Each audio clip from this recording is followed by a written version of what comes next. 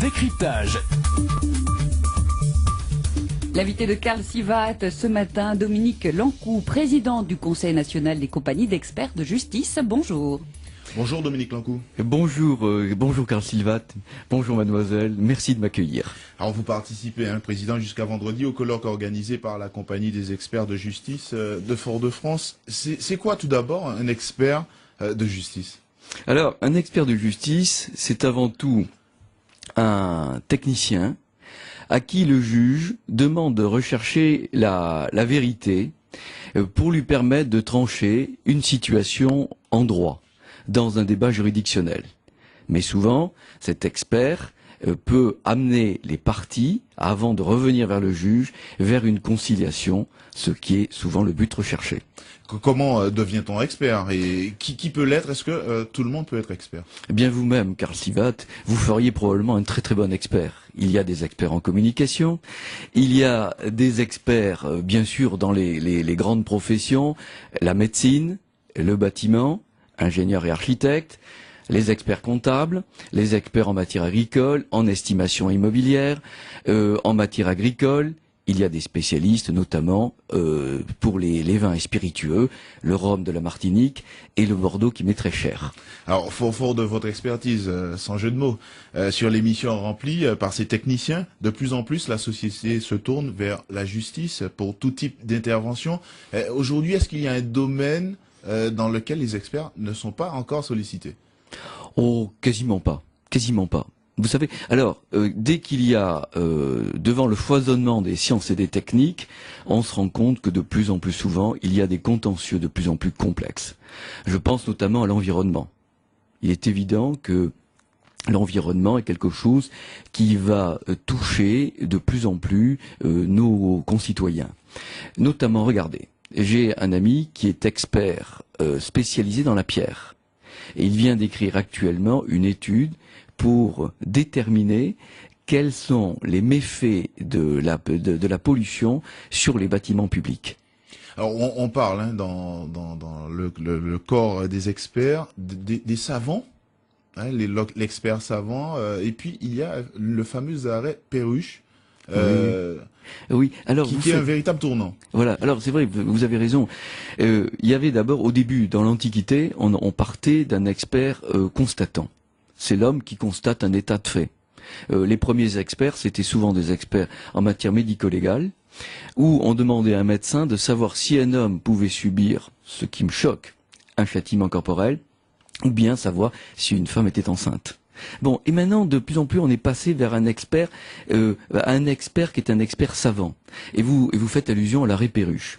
L'arrêt Perruche vise un de mes amis qui est professeur de médecine à Bordeaux, obstétricien, et il y a quelques années, il est saisi par le juge pour déterminer la responsabilité d'un de ses confrères obstétriciens qui a aidé une dame à mettre au monde un enfant qui malheureusement porte un lourd handicap. L'avocat des parents incite ses parents à intenter une action pour déterminer une faute lors de l'accouchement. Heureusement, il a l'idée, et c'est là où on voit vraiment l'avantage de l'avancée de la science, d'avoir recours à un de ses confrères qui est généticien et qui, par des prélèvements, va déterminer que l'enfant est victime d'une maladie rare et génétique. Le père, un jour, quand il apprend ça, s'effondre et il dit mais comment je vais faire pour élever mon enfant? Et là, on voit bien un dévoiement de ce que pourrait être l'expertise, c'est-à-dire que dans une société qui se judiciarise, on voudrait de plus en plus faire porter le chapeau, la responsabilité à quelqu'un d'autre. Alors, Dominique Lancou, vous êtes à l'origine d'un projet de loi. Quel est le but recherché à travers cette procédure législative, faire enregistrer l'expert en tant que tel dans cette société française? Est-ce que c'est un moyen, en quelque part, de réaffirmer l'indépendance des experts par rapport aux magistrats et par rapport à l'autorité de l'État notamment? Bien entendu, Karl Sivat. Le projet de loi est parti. Pardon, c'est pas un projet, c'est une proposition de loi, puisqu'une proposition de loi émane de parlementaires. Il y a eu un contentieux européen. Et alors, il faut que vous sachiez que nous sommes dans un système de concurrence des droits. avec d'un côté la common law, en Angleterre et aux États-Unis, dont on peut voir les méfaits dans des affaires médiatiques, et puis à côté, le droit continental, dont nous sommes issus du Code Napoléon et de ce long cheminement du droit romain, où on recherche avant tout la vérité. Dans la common law, on recherche davantage l'apparence. Alors, pourquoi la proposition de loi? C'est que on s'est rendu compte que nous n'avions pas un statut clair, qui comportait de nombreuses dérives, et nous voudrions avoir un statut très précis. Notamment, essayer de fonder un jour l'expertise de demain sur 3 piliers: la compétence, comment arriver à avoir les meilleurs experts au service du juge et surtout au service du justiciable, c'est-à-dire de nos compatriotes. Deuxièmement, l'indépendance, l'impartialité, c'est-à-dire qu'il faut absolument que nous ayons des experts en qui le juge peut avoir confiance, mais également et surtout le justiciable, car n'oublions jamais, jamais une chose, nous sommes à leur service. Et puis le troisième pilier, pour moi, c'est ce qu'on appelle le principe de contradiction.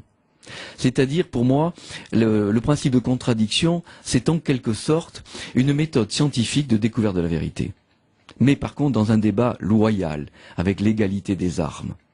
Or, si nous allions vers le système de common law, où il n'y a pas d'experts désignés par le juge, nous aurions des experts désignés par les parties, et celui qui, dans la majorité des cas, gagnerait son procès, c'est celui qui aurait pu payer le meilleur expert, donc le plus cher. Ça serait, à mon avis, une justice des riches qui pourrait écraser le pauvre et contre laquelle je m'insurge totalement. Alors, quelle est la véritable place dans la filière donc de l'expert, à côté à la fois des avocats, des magistrats, et puis forcément le justiciable? Comment situer véritablement l'expert? Alors comment situer l'expert? C'est d'ailleurs l'enjeu de notre colloque d'aujourd'hui, l'expert face aux juridictions et l'expert face au droit. L'expert trouve sa place lorsque le juge n'a pas la capacité de maîtriser une situation complexe.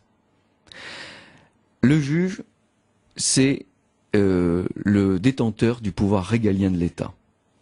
On est quel que soit le système, il détient son pouvoir autrefois du roi. C'était Saint-Louis qui rendait la justice sous son chêne. Maintenant, il rend la justice au nom de nous, du peuple français. L'avocat, c'est un auxiliaire de justice. C'est-à-dire qu'il doit défendre son client et la thèse du client. Et l'expert au milieu, il doit répondre à la question du juge pour l'éclairer. Alors, la frontière, elle est très ténue entre le fait et le droit. L'expert ne doit travailler que sur le fait, mais très souvent, il est amené légèrement à déborder, et c'est tout l'enjeu de notre colloque d'aujourd'hui. Alors, vous avez parlé également d'impartialité. Et je voudrais, si vous le permettez, rendre un hommage à tous les Antillais qui sont experts de Fort-de-France, mais également j'envoie un petit clin d'œil à nos amis guadeloupéens chez qui je serai samedi, pour dire que ils sont parfois un petit peu choqués de voir que sur des affaires importantes, on a recours à des experts nationaux qui viennent de métropole. Alors que la compétence est également présente ici. Alors, moi je crois que l'enjeu, c'est d'arriver à attirer les meilleurs ici et à leur donner un véritable statut, et que vraiment on ait affaire à des collaborateurs occasionnels du service public, non pas des auxiliaires de justice, des gens qui recherchent la vérité pour éclairer le juge. Et moi je pense qu'il faut de plus en plus que ces collaborateurs occasionnels du service public, tels que nous sommes définis depuis le fameux arrêt Aragon du 26 février 1971, soit des Martiniquais, des Guadeloupéens, des Guyanais, des Réunionnais ou, chez moi, des Bordelais. Donc préférence régionale quand la compétence est là. Tout à l'heure, vous disiez qu'il y a l'impartialité. Est-ce que l'expert, notamment dans la proximité, comment résister, j'imagine, à toute pression quand on sait qu'il y a l'avocat des assureurs, les assureurs, une bataille d'experts venant de tous ordres? J'imagine que la pression est là et les virgules sont surveillées à la lettre. Alors, vous touchez à un véritable problème de l'expertise, c'est-à-dire les experts d'assurance. Personnellement, je n'ai jamais accompli une mission pour une compagnie d'assurance. Je veux que le juge et une totale confiance en moi. Et je souhaite que mes confrères participent de la même déontologie. Alors, bien entendu, dans des régions moins peuplées que l'Île-de-France ou ailleurs, souvent les meilleurs experts se trouvent auprès des compagnies d'assurance. Et là, il faut que nous arrivions à avoir des garde-fous, et ces garde-fous, c'est le statut, c'est ce que je souhaitais par la proposition de loi qui a été co-signé par 123 députés de droite, mais avec l'appui pas un appui non signé, mais un appui écrit de 90 députés de gauche. Et de toute façon, vous savez, je me suis rendu auprès des parlementaires des deux chambres. J'ai d'ailleurs eu un très très bon accueil de la part des Guadeloupéens et des Martiniquais, et je tiens sur les ondes de la Martinique à les remercier. En très peu de mots, puisque le temps qui nous est imparti se termine, il y a de prévu durant ce colloque la signature d'une charte de bonnes pratiques entre avocats, experts et magistrats. Pourquoi un tel document en très peu de mots? Alors, pourquoi un tel document? Alors, je fais partie des rédacteurs de la charte nationale qui a été signée le 18 novembre 2005. J'étais réservé. Mais j'ai toujours veillé, à l'époque j'étais que président de la commission juridique, à ce que, dans ces bonnes pratiques, rien ne puisse contredire le texte. Par contre, moi, je crois qu'il faut savoir travailler dans une sorte de partenariat, notamment avec les avocats, et puis dans le cadre d'une loyauté totale et absolue avec le juge dont nous sommes les experts. Merci beaucoup Dominique Lancou. Merci infiniment Karl Siva de m'avoir accueilli et d'avoir permis de faire entendre la voix des experts. Merci, on rappelle que aujourd'hui et demain se déroule un colloque, l'expert face aux juridictions, l'expert face aux droits. Décryptage.